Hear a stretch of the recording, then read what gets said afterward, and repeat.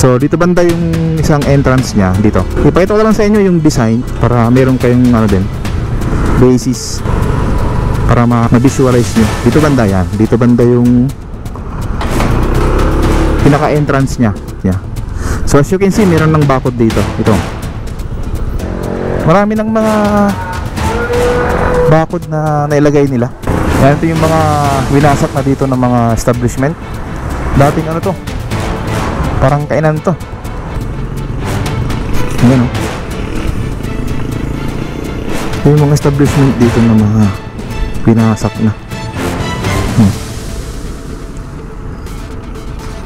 Meron dito mga establishment na demolish na. Kasi dito banda ilalagay yung ano eh, yung isa pang entrance nya dito.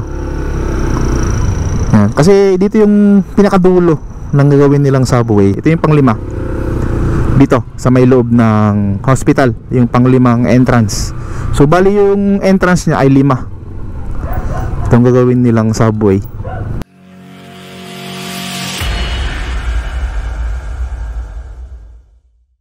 Good morning guys. Andito tayo ngayon sa may Vilona Street, dito sa may malapit sa East Avenue. Diyan sa may ito, sa may kanto na yan. So ngayong araw ay babalikan natin itong ginagawa nilang subway dito sa may area ng Quezon City. Itong East Avenue Station, itong Contract Package 102 na may dalawang istasyon, yung Quezon Ave tsaka itong East Ave. Pero i-update natin ngayon itong East Ave muna. Alright, let's go. So ayon sa ating research nung mga nakarang araw, meron tayong nalaman na mga ibang ano pa, detalye regarding dito sa may ginagawa nilang station dito. So yung dulo niya pala ay hanggang dito sa may Malakas, at magkakaroon din dyan ng isang entrance. So bali pala yung entrance niya ay 5. So ayon to sa source natin na hindi ko lang alam kung consultant yan, si Sir Bayo, Cyber Bayo.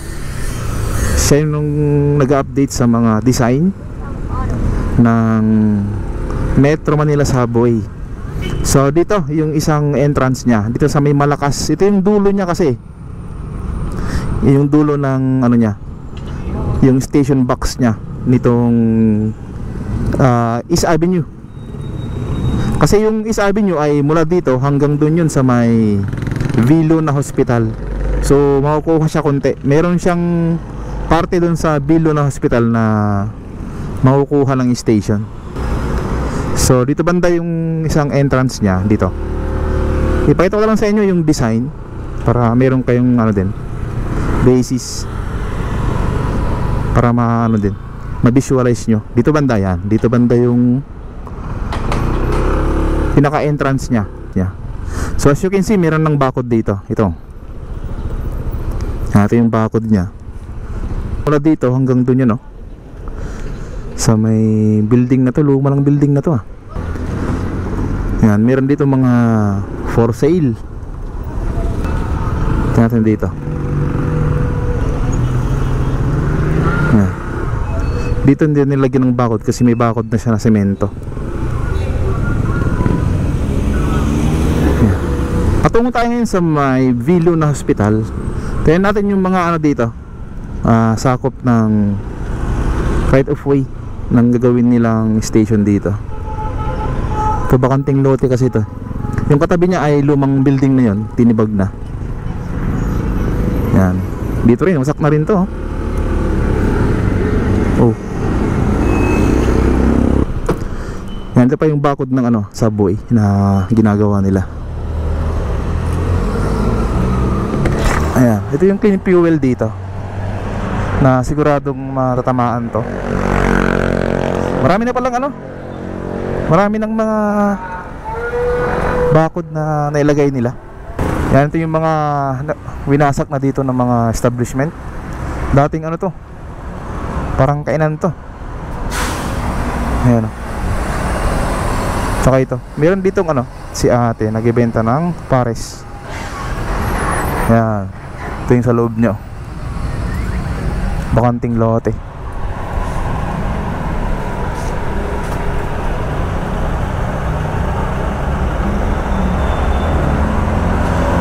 Right? Doon naman tayo sa may unahan. Tingnan natin doon. Ayan. Kaya pala dito nung nakaraan ay may mga ano dito, mga markings. Ito markings to. Ayan, sa baba. Meron din dito markings.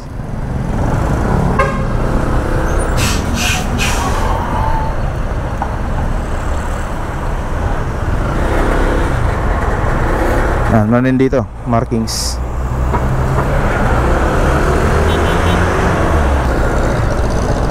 Ayan, ito naman sa may bandang Matatag Street. Kompleto na yung bakod dito. Nung last update natin nung Sabado, last week, ay ginagawa pa lang tong bakod dito. Ayan. Pero ngayon tapos na siya. Ayan. Saka dito sa harapan natin pala ito, itong Body Central Physical Therapy. Meron diyang meron dyan isang entrance din dito. Ipakita ko sa inyo yung design na lang. Yan. So tatamaan tong building na to, itong sa harapan natin.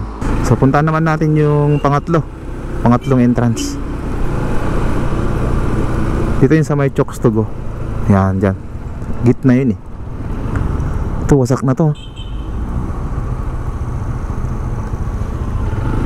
Ito yung mga establishment dito. Grabe. Ayan o. Ito yung mga establishment dito na mga pinasak na. Ayan. So ngayong araw pala ay Sabado, February 22. Parang walang gumagawa.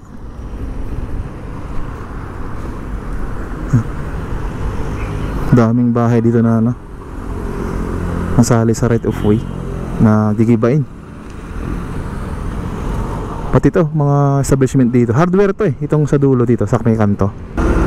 Yan, dito naman, ito hardware to, itong pinakakanto dito. Matamaan din to. Yan. MG Trinidad Construction Supply. Yan, pati rin to, itong Chokes to Go dito.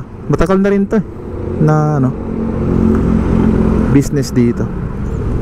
Dito sa may Mapang-Akit Street. So yung isang entrance niya, yung pangatlo dito.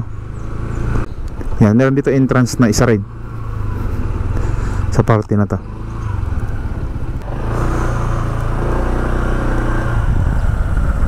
Pero dito may bakod na rin to. Ito, may bakod na to, itong bahay na yan. Tsaka ito, may bakod na rin dito. Okay. Basta dito yung pangatlong entrance. Sama rin tong mga to. Building na malaki oh. Siguro ang laki ng bahay niya. Building na siya eh. Nasa 4th floor yata yung taas. Yan, dito naman tayo sa may papuntang Viluna Hospital. Yung ginagawang dito, demolition ng nakaraan. O, nabakuran na rin to. Yan. Bilis nila. Ito yung update natin nung last week. Yan, binabakuran pa lang to nung pumunta tayo dito. Pero ngayon, tapos na.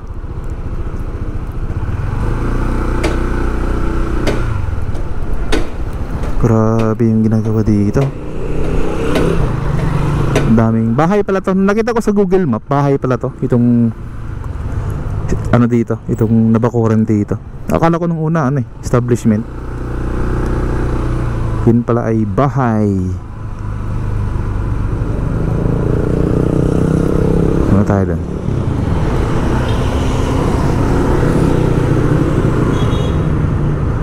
Yan. Sarap dito sa may Viluna. Ito yung establishment. Business to eh. So marang 3 unit yata yung business dito. Tapos yung pang-apat na entrance dyan sa may left side. Tingnan natin kung meron ng markings o taggings. Pero itong mga to, lahat to mula dun sa Malakas kanina, Malakas Street hanggang dito, Basta sakop siya ng right of way ay tingnan nyo, yung ibang mga establishment ay sarado na. Itong bahay din dito naka-blurred to sa Google Map. Di ko lang alam kung bahay ba to ng ano, mataas na ano, position sa government. Yan. Yung pang-apat na ano, entrance ay nandyan dito banda, yan sa may tawid. Ikutan natin mamaya. Basta ito yung pang-5 rin. Ito yung pang-5 dito sa may loob ng hospital, yung pang-5 entrance. So bali yung entrance niya ay 5. Itong gagawin nilang subway.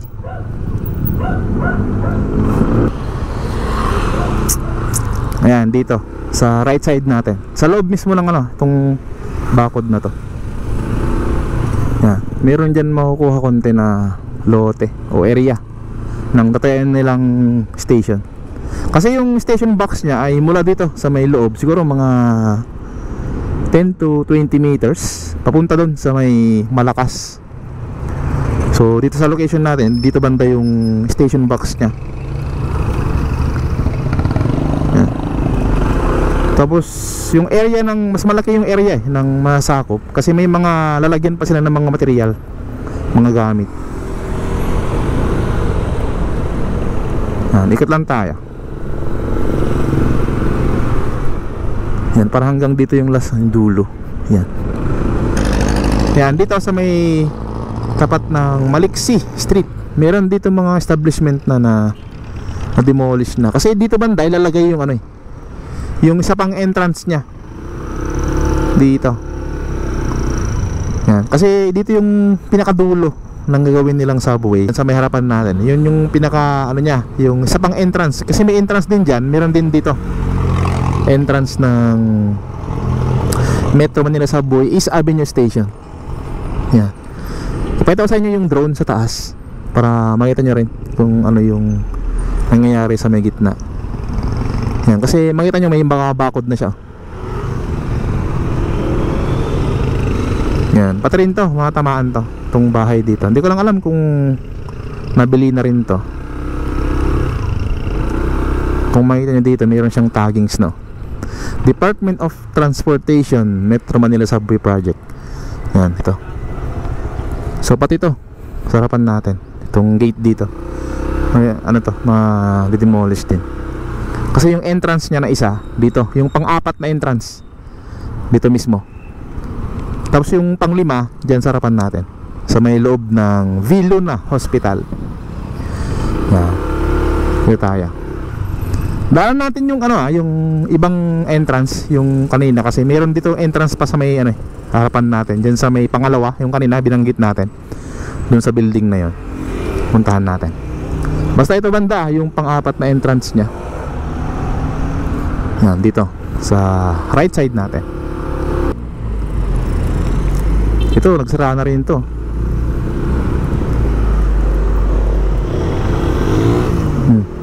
Sarado na to. Taggings dyan, tignan natin. Wala akong makitang taggings.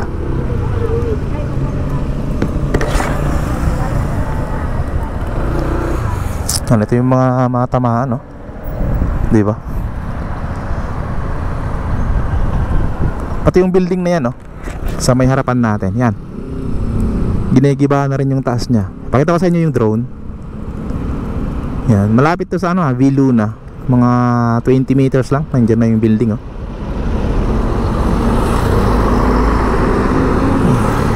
So ongoing na dito sa area ng East Avenue Station ng Metro Manila Subway. Yan. Dito rin sa may tapat natin. Siguradong ano yan, naabisuhan na yan. Dito, maraming mga establishment dito. Itong area kasi na to, maraming mga business kasi malapit dito yung mga government ano, agency like LTO, yan, Heart Center, dyan lang yan sa may East Avenue. PSA, nandyan na rin. Tapos ito banda, dito yung ano, yung pinaka-entrance niya na isa. Yan, dito. Dito ilalagay yung isang entrance sa may building na to. Yan, dito banda.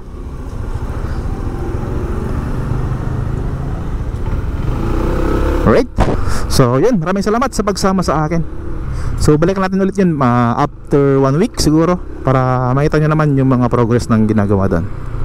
Thank you po. Ingat tayo lagi mga kaibigan, and God bless po sa ating lahat. Peace out.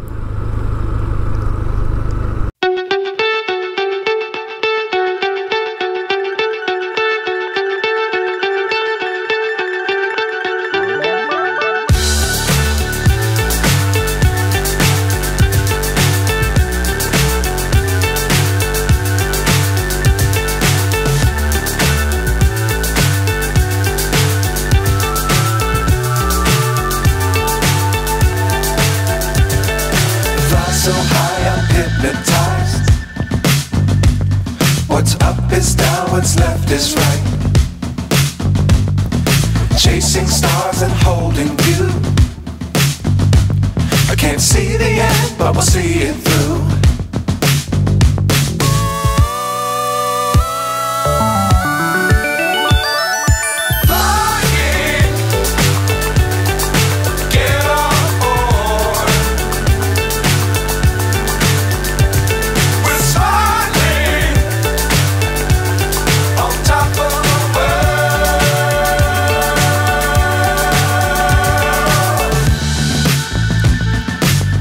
Times don't fly too high. Be sure to keep the ground in sight. Fly forever if you keep it tight. Love the world but keep the sky on your mind.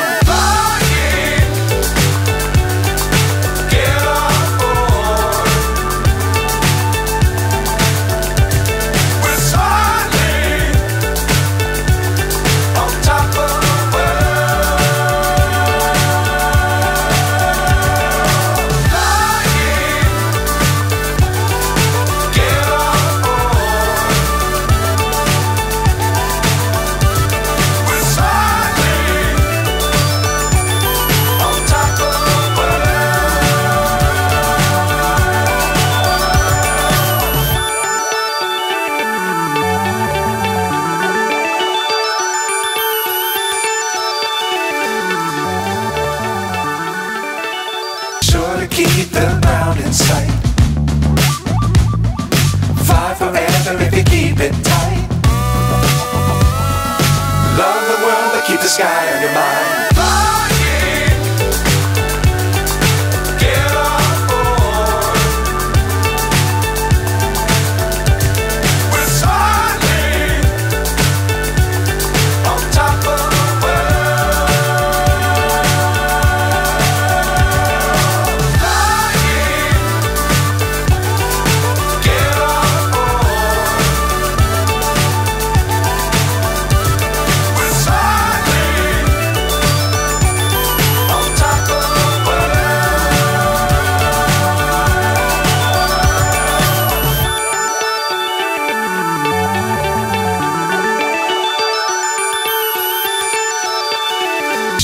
Keep the ground in sight. Fly forever if you keep it tight. Love the world but keep the sky on your mind.